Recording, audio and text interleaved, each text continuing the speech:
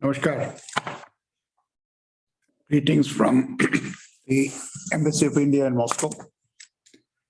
And I'm very happy to join the discussion on Indo-Russian Young Scholars International Conference of 2021 to discuss India-Russia domestic and bilateral cooperation on the occasion of the 50th anniversary of the conclusion of the Indo-Soviet Treaty of 1971.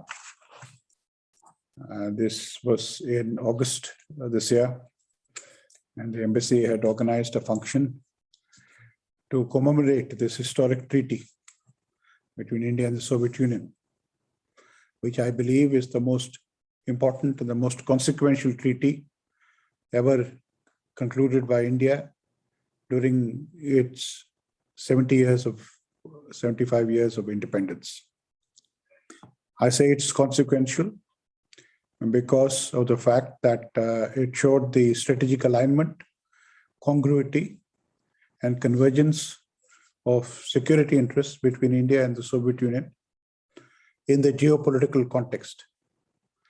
We greatly appreciate the support that the Soviet Union provided to India at a time of grave regional and international tensions in 1971, which enabled India to carry forward an independent policy on matters of war and peace that finally led to the establishment of a new nation, Bangladesh, with which India has the best of relations even today.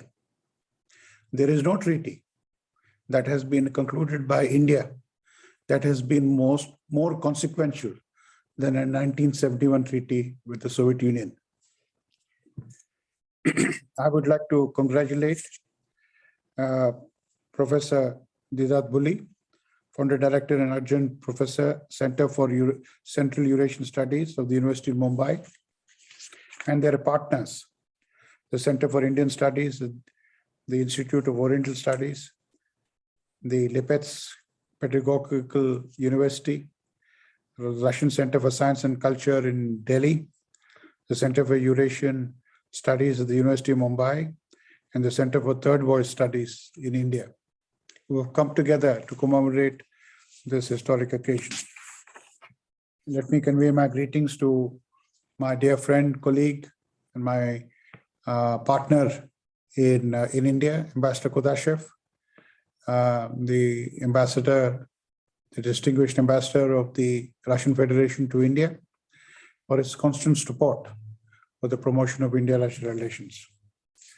We also want to convey our appreciation to Dr. Sumant Swain, Professor Archana Upadhyay, Professor Sanjay Deshpande, of course, my dear friend and partner, collaborator, Professor Tatyana Shomin, my dear friend, Professor Nandan Unnikrishnan, and Mr. Fyodor Rozovsky for participating in this event. India-Russia relations has a great history, but I believe it has even a greater future. And that future is the hands of our young scholars, of our young academics, of our young diplomats, who will carry forward this relationship consistent with the interests, the national interests of India and Russia.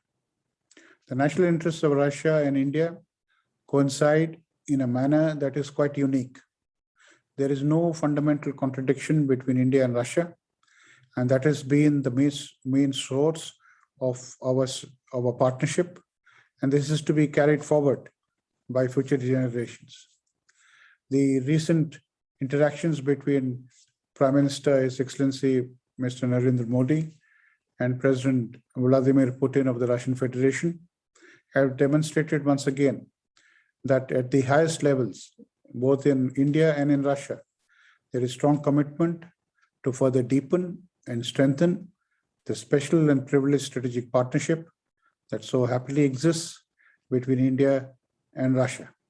This is necessary not just for the well-being and the security of our two nations, but also for regional and international peace and stability. This is an important conference. I wish all the participants good luck, good deliberations, all success, and in these very difficult times relating to the COVID, good health and happiness and success. I thank you very much for inviting me. I apologize for the fact that I could not be available for this conference in person.